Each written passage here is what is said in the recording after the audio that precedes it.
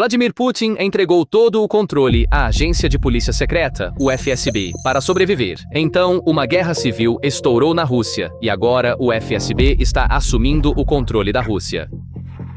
No verão de 2026, o país está se rompendo em todas as frentes ao mesmo tempo. Generais estão sendo assassinados no coração da capital. Começamos na Rússia, onde autoridades dizem que o vice-chefe da inteligência militar foi baleado e ferido em Moscou. Os bancos estão caminhando para uma crise sistêmica.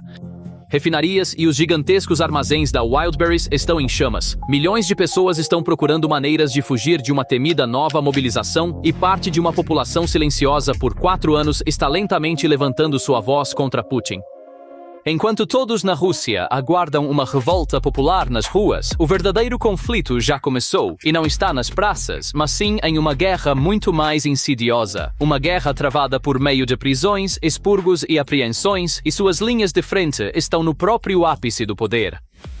É uma batalha entre o serviço secreto de Putin, o FSB, e os oligarcas mais ricos e poderosos do país. E agora o FSB está assumindo o controle da Rússia. Antes de começarmos, precisamos de um pequeno favor. Análises independentes de guerra e geopolítica como esta têm sido suprimidas pelo algoritmo ultimamente, e este vídeo não está alcançando muitas das pessoas que gostariam de vê-lo.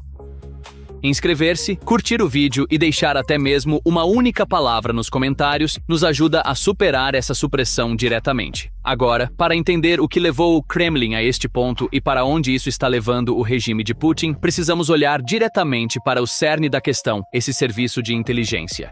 A partir de agosto de 2026, essa luta pelo poder não é mais especulação, mas um fato documentado. E no centro desta guerra, enfrentando uma elite dominada pelo medo, está uma única instituição, o FSB. Uma instituição que antes tinha a tarefa de vigiar o inimigo externo, hoje virou seu canhão para as figuras mais poderosas do próprio país. E esta não é uma expansão de autoridade comum. É o sinal de um regime que decidiu se apoiar no medo em vez da lealdade. A documentação mais clara desta imagem é o relatório da Bloomberg de 7 de agosto de 2026. De acordo com isso, à medida que a popularidade da guerra cai, Putin depende cada vez mais da ala linha dura do FSB para se manter no poder. Segundo fontes próximas ao Kremlin, o segundo departamento do FSB, responsável pela segurança interna e pela proteção da ordem política, recebeu a autoridade para investigar quase qualquer pessoa com praticamente nenhuma supervisão. Pense sobre o que isso significa. Uma instituição pode investigar quase todos no país sem supervisão externa. Isso é o oposto de um Estado de direito clássico. É praticamente um segundo Estado dentro do Estado, sem prestar contas a ninguém. A coisa mais perigosa sobre essa estrutura é a incerteza de quem será alvo. Um dia, o empresário mais leal, no outro, o réu em um caso de traição. E essa imprevisibilidade mantém todos os membros da elite permanentemente em alerta. Em um ambiente assim, ninguém pode respirar aliviado, porque o arquivo de todos está na mesa de um serviço secreto. O analista russo Andrei Kolesnikov resume o quadro em uma frase. Para ele, o FSB praticamente se tornou a empresa de gestão do país. A administração política, o Ministério das Relações Exteriores e o Bloco Econômico foram reduzidos a meros funcionários técnicos, servindo decisões com uma inclinação de serviço secreto. A socióloga, Ella Paniaka, vai um passo além. Para ela, esse medo agora reina não apenas entre a elite, mas também na classe média, porque ninguém sabe quem será o próximo alvo. De fato, esse quadro lembra a alguns analistas a era da Oprichnina na história russa, o aparato especial de repressão que Ivan, o Terrível, construiu contra sua própria nobreza. O exemplo mais visível dessa pressão foi o bilionário fundador do Telegram, Pavel Durov. Em 29 de julho de 2026, o FSB colocou Durov em uma lista internacional de procurados sob uma acusação grave, alegando que o Telegram estava sendo usado para coordenar sabotagens e atos violentos. O verdadeiro pretexto foi a falha do Telegram em deletar certos canais. Durov, que vive no exterior há anos, rejeitou a acusação e disse que a Rússia o rotulou como alvo por recusar suas exigências de vigilância em massa e censura.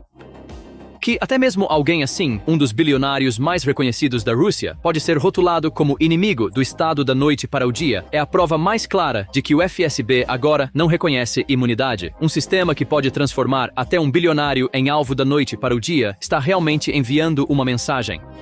Neste país, ninguém está seguro com sua riqueza ou sua lealdade passada, e Durov é apenas um exemplo. É relatado que o segundo departamento do FSB abriu casos de traição contra dezenas de cientistas por participarem de conferências internacionais, que um blogueiro crítico foi processado apesar de ser pró-guerra, e que empresas privadas estão sendo nacionalizadas e seus ativos entregues a figuras leais. Os números também mostram a escala dessa pressão. Segundo alguns relatos, no último ano, o FSB afirmou ter evitado 308 ataques, e os tribunais condenaram quase 1.776 pessoas por acusações de segurança semelhantes. No mesmo período, o poderoso chefe de política interna de Putin, Kirienko, está perdendo influência. Em outras palavras, o equilíbrio está mudando da ala que cuida da economia e política para a ala de segurança. E quando um regime persegue até seu segmento mais rico e leal dessa forma, ele efetivamente confessou que seu inimigo não está fora, mas dentro. A face mais sangrenta desta guerra dentro do Kremlin é a onda de assassinatos que atinge o coração de Moscou. Uma manhã, uma explosão ocorreu no centro da cidade, e vários canais russos afirmaram que o incidente foi perto de uma área onde oficiais superiores estavam presentes. Fontes do Kremlin permaneceram em silêncio, enquanto feeds locais do Telegram se enchiam de pânico e especulação. A única coisa clara era que as forças de segurança inundaram a área. E este não é um evento isolado. Nos últimos 2 anos, uma série de generais russos de alto escalão que participaram da guerra foram alvos em seu próprio território. Alguns desses assassinatos, realizados em vários ataques, ocorreram diretamente na capital. Mais recentemente, em 1º de agosto de 2026, uma explosão ocorreu durante a celebração de aniversário de um comandante sênior em um restaurante de luxo no centro de Moscou, e houve vítimas. As autoridades russas atribuem a maioria desses ataques à inteligência ucraniana, mas as evidências raramente são compartilhadas com o público.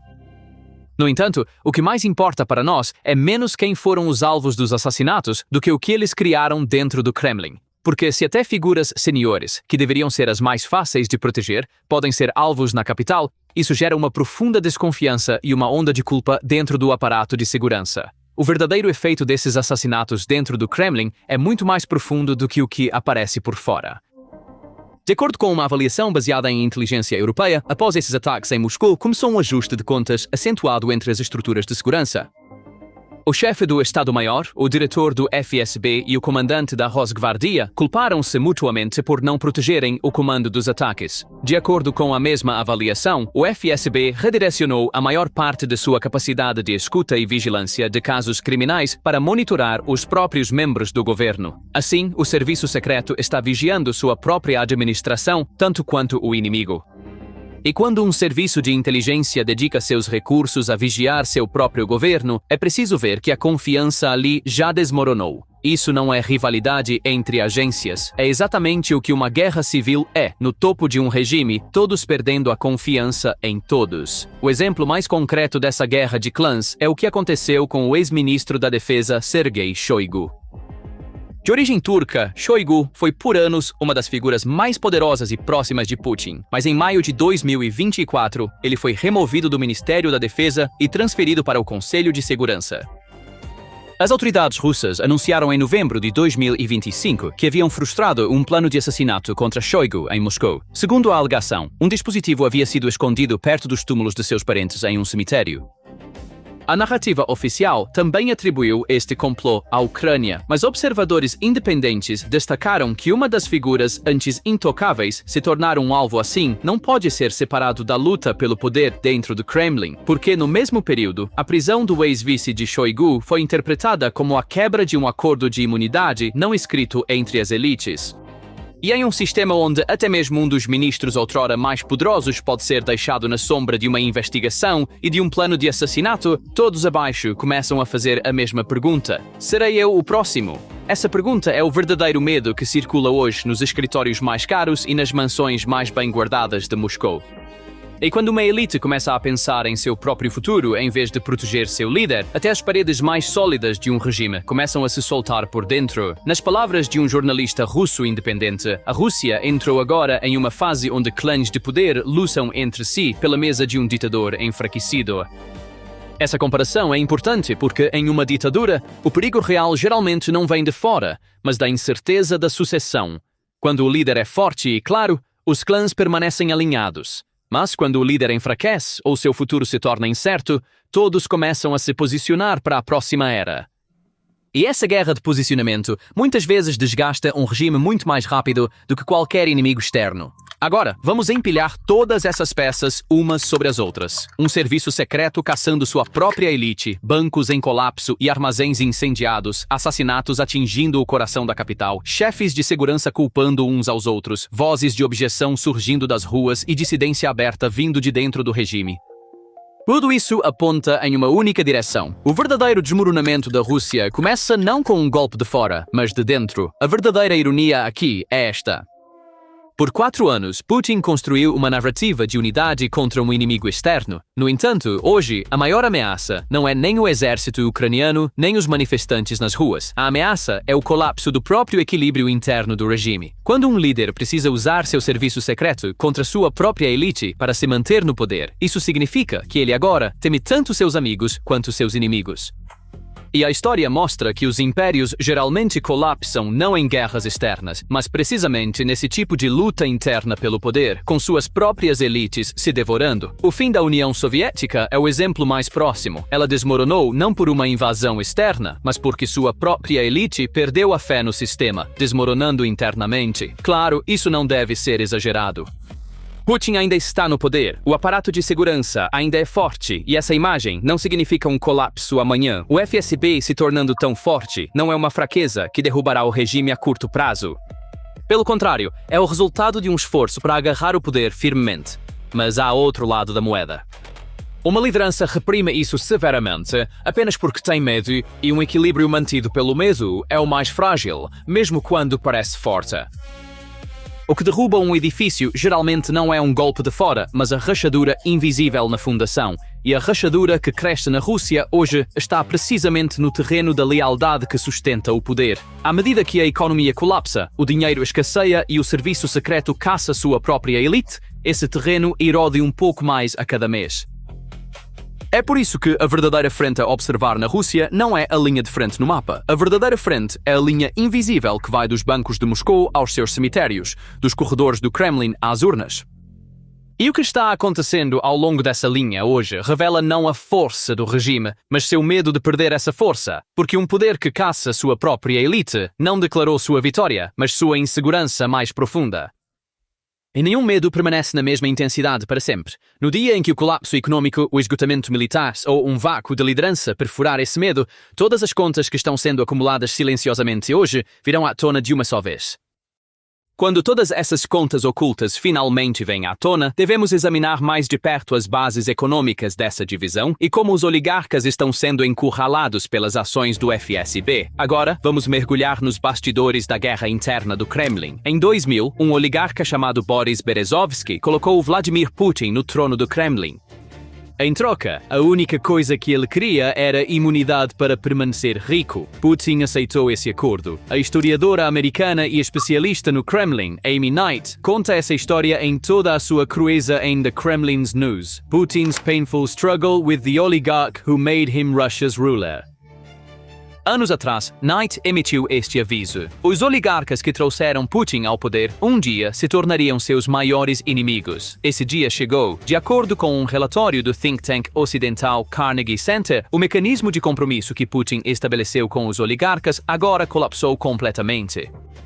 À medida que a guerra entra em seu 4º ano, o Kremlin está sistematicamente confiscando os ativos dos oligarcas para fechar o déficit orçamentário. Desde 2022, empresas e ativos no valor de mais de 4 trilhões de rublos foram transferidos para o controle estatal. Portos, aeroportos, empresas de energia e gigantes alimentares estão sendo nacionalizados um por um.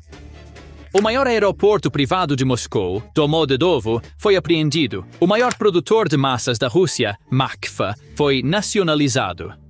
Os oligarcas não permaneceram em silêncio. Segundo relatos da mídia americana e europeia, representantes de destaque da comunidade empresarial russa enviaram uma carta diretamente a Putin, exigindo que as nacionalizações fossem interrompidas. Na Rússia de Putin, é sem precedentes que empresários desafiem abertamente o Kremlin. A resposta do Kremlin foi dura. Putin emitiu um aviso severo aos oligarcas que assinaram a carta, mas afirma-se que não apenas Putin, mas também o setor militar reagiu fortemente a esta carta. Então, de um lado estão os oligarcas tentando proteger seus ativos e do outro estão os generais exigindo mais recursos para continuar a guerra. De acordo com o relatório do Centro Carnegie, o verdadeiro ponto de ruptura no Kremlin é a ascensão da burocracia de segurança conhecida como Siloviki. Esta estrutura, composta pelo FSB, o Gabinete do Procurador e as agências de segurança, tornou-se agora dominante não apenas na esfera de segurança, mas também nas esferas econômica e política. A guerra forneceu à burocracia de segurança uma desculpa ilimitada. Estamos em guerra. Tudo deve estar sob controle do Estado. Com essa retórica, o FSB engoliu recursos econômicos sob o pretexto do orçamento de guerra. Oligarcas e tecnocratas foram encurralados. O poder econômico do FSB chegou a tal ponto que até mesmo oligarcas mais próximos de Putin, como Igor Sechin, Gennady Timchenko e os irmãos Rosenberg, já não se sentem seguros. Considere Igor Sechin, chefe da Rosneft, o homem de maior confiança de Putin, mas segundo relatos, nem ele está mais seguro. Antes da guerra, o setor estatal produzia mais de 50% do PIB da Rússia. 75% das receitas de petróleo e gás provinham de empresas estatais. Mas mesmo dentro dessas empresas estatais, nomes ligados a oligarcas ocupavam papéis críticos no nível operacional. Fluxos de dinheiro quente, conexões financeiras internacionais, transferência de tecnologia e expertise em gestão vinham em grande parte desse ecossistema. Agora esse ecossistema está desmoronando. Aos olhos do mundo financeiro internacional, a Rússia se tornou um dos destinos mais perigosos para o capital. Agora precisamos mencionar um nome muito importante aqui: Dmitry Kozak. Este homem é o símbolo mais marcante da crise no Kremlin. Kozak tem sido o associado mais próximo de Putin desde a década de 1990. Ele era o solucionador de problemas do Kremlin. Ele gerenciou as questões mais críticas, desde o fim da Segunda Guerra da Chechênia até a preparação para as Olimpíadas de Sochi, desde a anexação da Crimeia até as negociações do formato Normandia.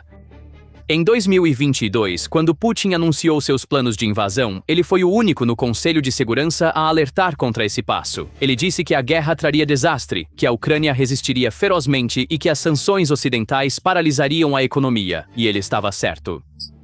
Em 2025, Kozak apresentou a Putin um plano de reforma abrangente. Propôs reformas fundamentais, incluindo o fim da guerra, o início de negociações de paz e o estabelecimento de um judiciário independente. Ele alertou claramente que o isolamento comercial deixaria a Rússia tecnologicamente atrasada, que a infraestrutura social entraria em colapso e que as gerações mais jovens se afastariam do regime.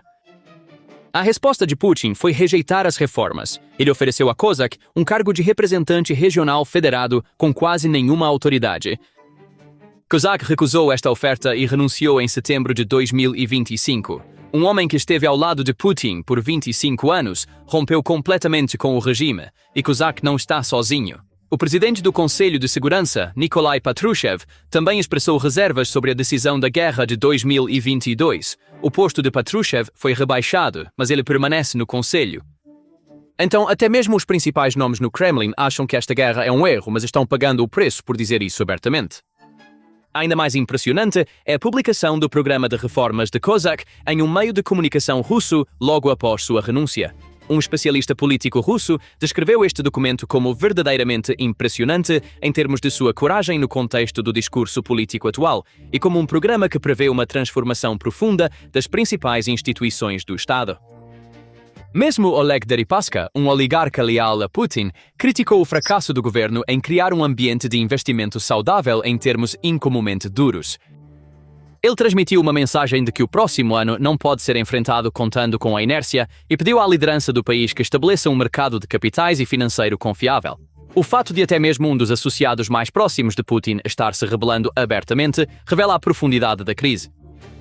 Como diz Knight, os oligarcas e aliados do Kremlin estão agora fartos desta guerra e estão aumentando a pressão para forçar Putin a ir à mesa de negociações. Então, o que o público pensa?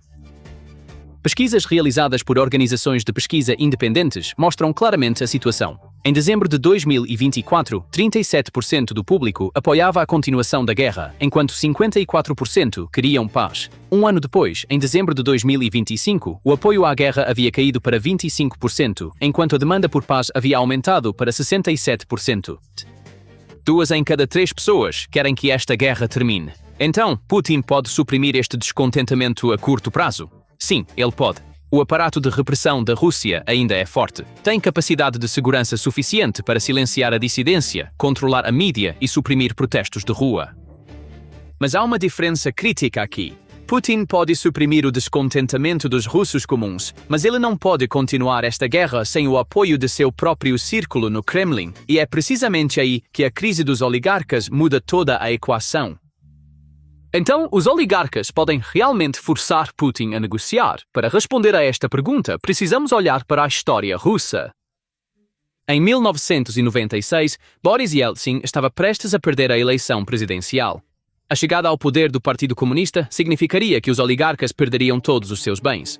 Naquele momento, os oligarcas se uniram, financiaram a campanha de Yeltsin e garantiram sua vitória.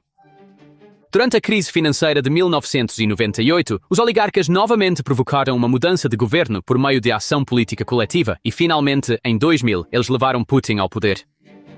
Portanto, na Rússia, o mundo dos negócios tem o poder de mudar a direção política em momentos críticos. Mas hoje, a situação é diferente. Em 1996, os oligarcas viam uma alternativa clara.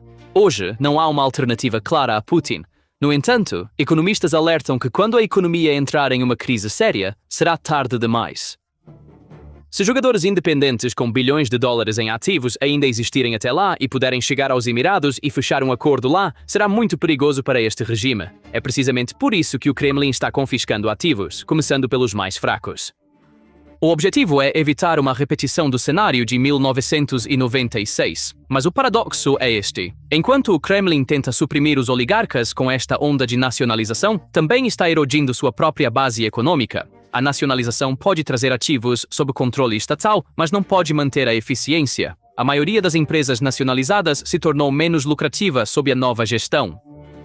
Substituir gestores experientes por figuras leais, mas incompetentes, está reduzindo a produtividade em todos os setores. As empresas ocidentais já saíram. Cadeias internacionais de alimentos, gigantes do mobiliário, empresas automotivas e bancos deixaram a Rússia uma por uma. Agora, a apreensão dos ativos dos oligarcas domésticos também está destruindo a confiança restante dos investidores domésticos.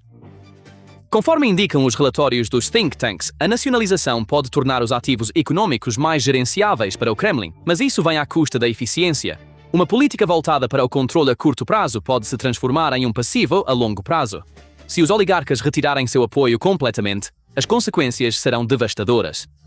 O setor de energia entraria em uma crise operacional. A produção de petróleo e gás da Rússia requer processos de engenharia e logística extremamente complexos. As sanções ocidentais já interromperam as transferências de tecnologia, e se os projetos de manutenção e modernização financiados pelos oligarcas também pararem, a capacidade de produção diminuiria rapidamente. A fuga de capitais acelerará. As elites russas, que já têm bilhões de dólares congelados em bancos europeus, estão tentando mover sua riqueza restante para os Emirados Árabes Unidos, Turquia e países asiáticos. Esta fuga de capitais desvalorizará ainda mais o rublo e tornará a inflação incontrolável. E mais perigosamente, a cadeia de comando enfraquece porque, na Rússia, os oligarcas não são apenas empresários, eles fazem parte da rede de lealdade do regime. Os oligarcas financiam a cadeia de suprimentos do exército, o exército sustenta a guerra e a guerra mantém a legitimidade do Kremlin viva. Se qualquer elo nesta cadeia se romper, um efeito dominó começa. A rebelião de Wagner demonstrou essa fragilidade uma vez antes. Em junho de 2023, a marcha de Prigozhin sobre Moscou significou que Putin perdeu sua cadeia de comando pela primeira vez em 25 anos. Essa crise foi suprimida, mas o dano que deixou para trás foi permanente. Todos no Kremlin viram que o sistema não era tão sólido quanto se acreditava. A crise dos oligarcas, no entanto, é uma fissura estrutural muito mais profunda do que Wagner, porque Wagner foi a rebelião de um único grupo armado, limitado a alguns milhares de mercenários. A crise dos oligarcas, por outro lado, é o colapso de toda a base econômica da Rússia, da estrutura de capital e das relações entre o setor privado e o Estado. A história nos mostra que, em regimes autoritários, o colapso econômico leva à destruição muito mais rápido do que derrotas militares. A União Soviética colapsou enquanto possuía um dos exércitos mais poderosos do mundo, porque sua economia havia colapsado. A situação da Rússia hoje não é exatamente a mesma, mas dinâmicas semelhantes estão claramente em ação. E este ciclo está se tornando cada vez mais vicioso. Os gastos com a guerra estão aumentando, as receitas de energia estão caindo, o déficit orçamentário está crescendo, a carga tributária está aumentando, a economia está encolhendo, as pessoas estão ficando mais pobres e os oligarcas estão fugindo. Cada passo desencadeia o próximo. As instituições financeiras internacionais reduziram a previsão de crescimento da Rússia para 2026 para 0,8%. O Banco Central da Rússia revisou sua previsão de crescimento para uma faixa de 0,5 a 1%, o que está muito abaixo do crescimento de 4% visto em 2023 e 2024. O crescimento artificial criado pela economia de guerra chegou ao fim, e agora tanto o público quanto a elite estão pagando o preço. A Rússia está ganhando menos do que gasta, cobrindo a diferença com dívida e reservas em declínio. Este modelo eventualmente entrará em colapso. A verdadeira questão é quando ele colapsará e quem ficará sob os escombros. A capacidade da Rússia para uma guerra interminável na Ucrânia está sendo seriamente questionada. Os recursos econômicos estão se esgotando, os recursos humanos estão diminuindo e o apoio interno está se dissolvendo. A produção militar não pode ser adequadamente financiada devido a restrições orçamentárias. As altas taxas de juros estão desencorajando o investimento, e o recurso mais crítico, a força humana, está diminuindo rapidamente. A projeção de poder global está no seu ponto mais fraco na última década. Segundo oficiais da OTAN, os ativos navais russos no Mediterrâneo foram reduzidos a alguns navios. A Marinha Russa, que outrora demonstrou o seu poder na região com pelo menos 2 submarinos e 10 navios de superfície, agora está lutando para manter sua presença. A aliada Venezuela caiu. Seus petroleiros foram apreendidos na costa da Islândia e os portos do Mar Negro foram danificados por ataques ucranianos. A Rússia declarou ao mundo que não pode proteger seus aliados e interesses. A arma energética da Rússia também está desaparecendo. O Kremlin, que uma vez colocou a Europa de joelhos com a dependência de gás natural, agora observa impotente suas próprias receitas de energia se esvaírem. A Europa reduziu rapidamente sua dependência do gás russo. Os preços do petróleo estão caindo devido ao excesso de oferta global. A frota de petroleiros, sombra da Rússia, está operando em um espaço de manobra cada vez mais estreito sob crescente pressão do Ocidente. A queda nas receitas de energia não é apenas um problema financeiro, também significa o colapso da influência geopolítica do Kremlin. Mais importante ainda, fissuras internas dentro do Kremlin também estão enfraquecendo seu poder de negociação na política externa. Um país que não é forte internamente não pode ser forte externamente. Esta é uma realidade geopolítica fundamental. Quando Putin se senta à mesa, o outro lado agora leva em consideração não apenas o poder militar da Rússia, mas também sua fragilidade interna. Então, você acha que esse desmoronamento interno na Rússia é o começo de um fim a longo prazo para o regime de Putin, ou ele vai se manter por mais um tempo através do controle rígido do serviço secreto? E que tipo de ruptura essa luta pelo poder entre o FSB e a elite levará no próximo período? Deixe-nos saber suas opiniões nos comentários. Para acompanhar nossas análises especiais sobre guerra e geopolítica, inscreva-se no nosso canal e ative as notificações. Obrigado por nos escolher.